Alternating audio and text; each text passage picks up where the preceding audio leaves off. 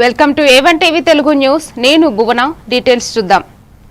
నెల్లూరు జిల్లా ఆత్మకూరు పట్టణంలోని శ్రీ అభయాంజనేయ స్వామి దేవస్థానంలో నిర్వహించిన ప్రత్యేక పూజా కార్యక్రమంలో దేవాదాయ శాఖ మంత్రి ఆనం రామనారాయణ రెడ్డి పాల్గొన్నారు.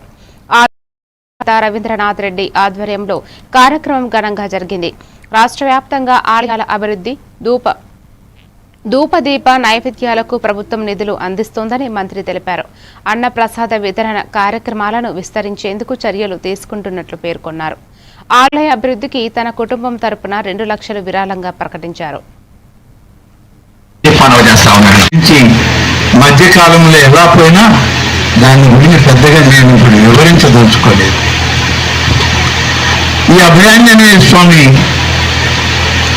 అనువంశిక ధర్మకర్త రవీందర్ రెడ్డి గారు, ఆయన కుటుంబం, వీరితోటి కలిపి ఆలయం పూర్తి స్థాయిలో ఉండి పూర్తి పూజ నైవేద్యాలు జరగాలి అంటే ఆలయానికి కలిసి ఉండాలి, ఆలయానికి ధ్వజస్తంభం ఉండాలి, వేద పండితుడు పూజ చేయాలి, ప్రతినిత్యము చేయాలి, ఉదయం సాయంత్రం.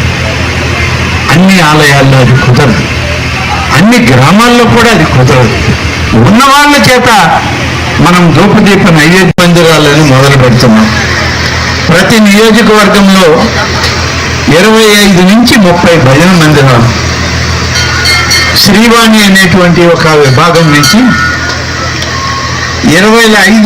5 సెంట్లుంటే 20 లక్షలు, 10 సెంట్లుంటే 30 లక్షలు, 15 నుంచి 20 సెంట్ల భూమి కానీ కలిగి ఉంటే 40 లక్షల రూపాయలతో ఆ గ్రామస్తులు లేకుంటే ఆ ప్రాంతం వాళ్ళు ఏ దైవాన్ని వాళ్ళు పూజించాలంటే ఆ దైవం.